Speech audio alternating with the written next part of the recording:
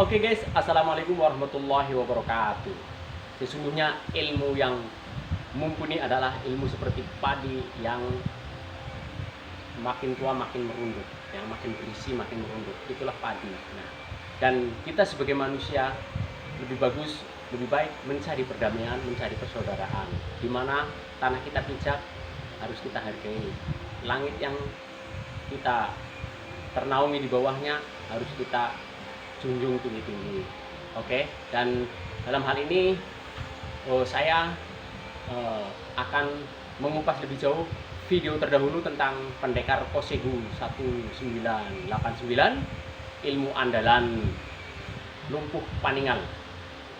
Sebenarnya ini diantaranya bukan ilmu kebatinan atau ilmu mistik, tapi ilmu yang sangat mudah, siapapun bisa melakukan, baik perempuan, baik anak-anak maupun orang dewasa.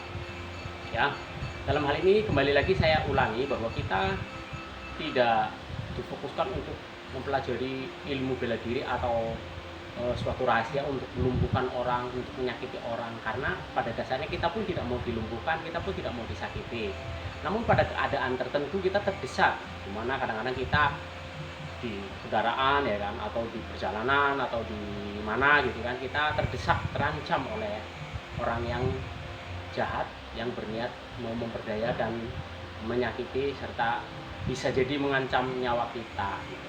Ya kalau kita sanggup kita lawan, kita tidak sanggup cari kesempatan lari.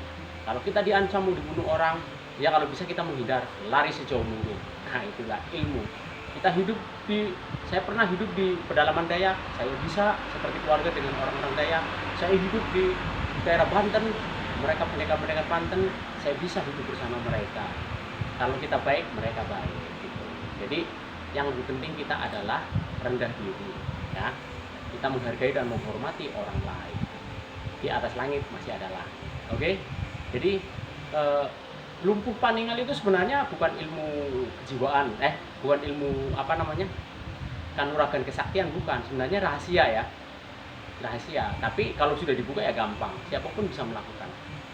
Dimana orang yang hebat sekalipun tidak mungkin matanya sakti, tidak mungkin penglihatannya bisa menerima panasnya, pedasnya cabai ataupun merica.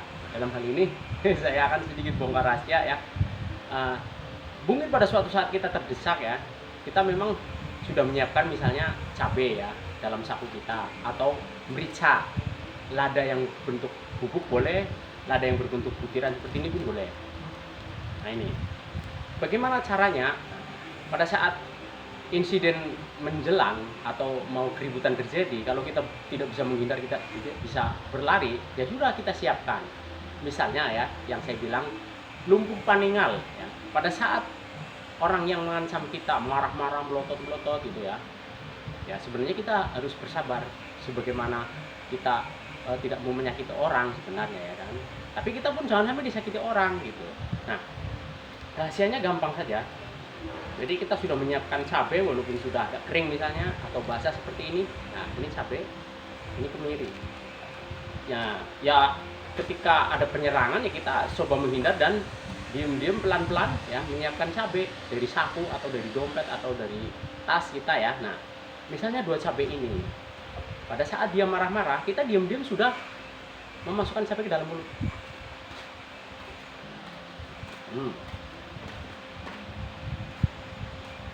Orang mikirnya ketika makan permen, makan sesuatu.